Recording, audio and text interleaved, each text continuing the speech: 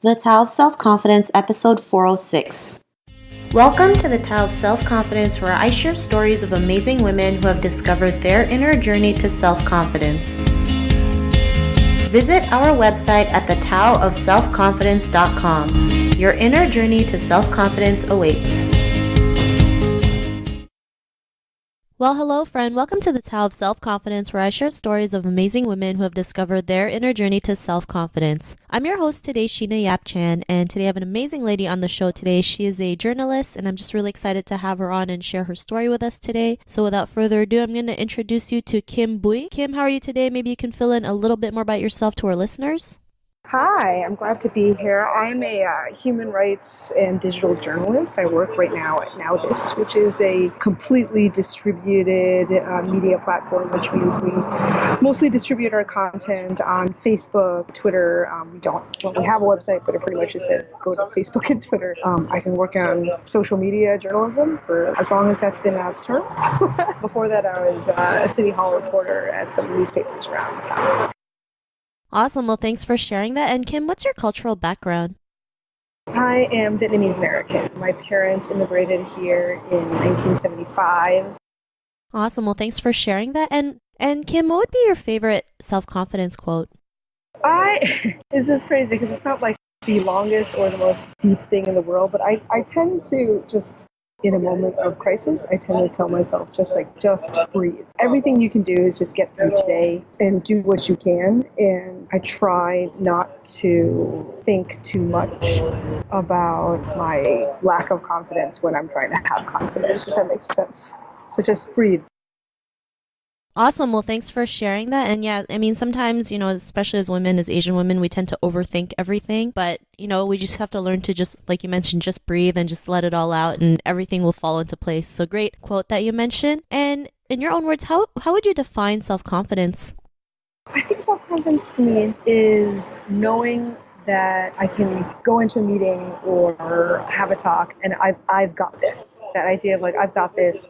I know what I'm doing. I am the expert in the room, and I don't need to worry about how somebody might perceive me because I have the upper hand. Thanks for sharing that, Kim. And what was your life like before your discovery of self-confidence? So I still to this day, I struggle with imposter syndrome a lot. I have a history of depression and anxiety, so confidence has come with a lot of fake it till you make it. It's been a long, long journey. So now it's some days it's very easy, and I can feel great walking into a room and doing my thing or conducting an interview, and some days it's really hard, and I have to remind myself that I know what I'm doing. I keep emails that people send me or things that people say, compliments people give me, in a file on my computer off for those days to remind myself no, you do. You've got this. Thanks for sharing that. And, what was that point in your life when you realized, you can be the person that you are today? What was that moment in your life where you had that confidence to just go out there and take action? And yeah, what was that aha moment?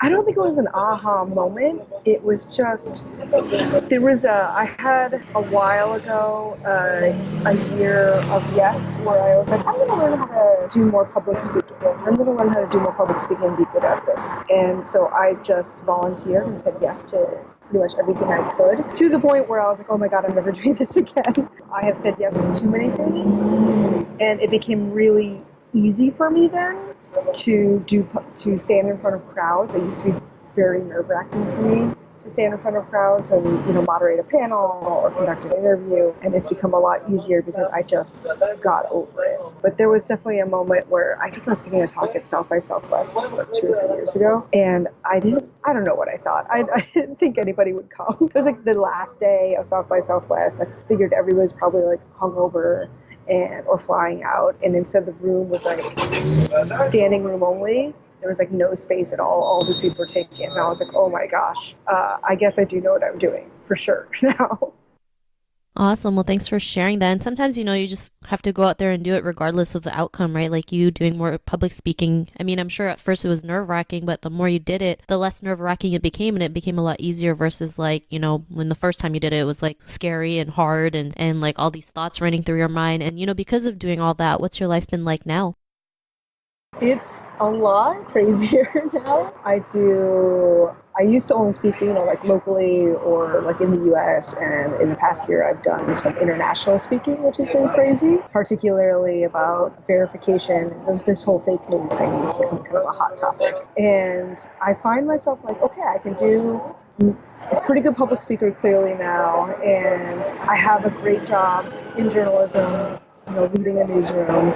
So now I find myself taking on new challenges. So like one of the things I'm doing is like I'm trying to teach myself calligraphy, like to write beautiful, fancy things. And my partner, who's wonderful and supportive, constantly reminds me that you have to be really bad at something before you're good at something. And so I'm a very bad calligrapher right now, but I will be good at it later. And I'm constantly trying to find new things to learn. Like I feel like I've gotten a couple things under my belt. So like let's see what's next. Awesome. Well, thanks for sharing that, Kim. And I like that, you have to be bad at something first before you become better at it. I think it's just a great reminder that, when we first start something that we're not accustomed to, it's not going to be easy. We're going to probably suck at it, but the more we do it, we suck less. So thanks for sharing that. And to the woman who's listening to your episode, she may be in her own journey of self-confidence. What would be that one tip you would give to her? You can do anything you put your mind to if you lay out the steps for it. And I think I've only succeeded not because of me necessarily, but because of the support I've gotten along the way. I have a lot of really great friends and mentors, and I believe in this thing called horizontal loyalty, which means that because I do such weird cutting edge stuff, I have to rely on people who are my age or sometimes even younger than me to mentor me. Like, I need to learn how to cut video. Can you please show me a producer who is much, much younger than me? And so I look for opportunities like that to get something from somebody, to learn something from somebody, but also to teach others. So I think if you can do anything, is if you know something better than somebody else, so mentor somebody else, and then you'll figure out what it takes to be somebody that is mentored. And along that way of like mentoring and being mentored, you gain a lot more self-confidence than you ever would imagine. Awesome. Well, thanks for sharing that great tip. And Kim, if our listeners wanted to get to know a little bit more about you and what you do, is there any links or social media profiles we can connect with? Yeah, I am at Kim Bui, so KIMBUI on Twitter, and I have a weekly newsletter on middle management. It's a lot for journalism, but a lot of it applies to outside of journalism and technology, and it's called The Middles, and it's just The Middles with a .es, so THEMIDDL.es. Thanks for sharing that, Kim. And to our listeners, if you want to connect with Kim, you can also head on over to the taoofselfconfidence.com and search for Kim's name. Her show notes will pop up along with everything else we talked about. And I just want to thank Kim for taking the time to share her story with us on self-confidence. So thank you so much. No problem. Thank you for having me. Not a problem. It was great having you on the show. And to our listeners, be on the lookout for another new episode of another amazing woman's journey to self-confidence. And we'll catch you later. Bye for now. Thank you for tuning in to another amazing episode of the Tao of Self-Confidence. Get your free self-talk tape for building self-confidence by visiting our website at thetaoofselfconfidence.com. Your inner journey to self-confidence awaits.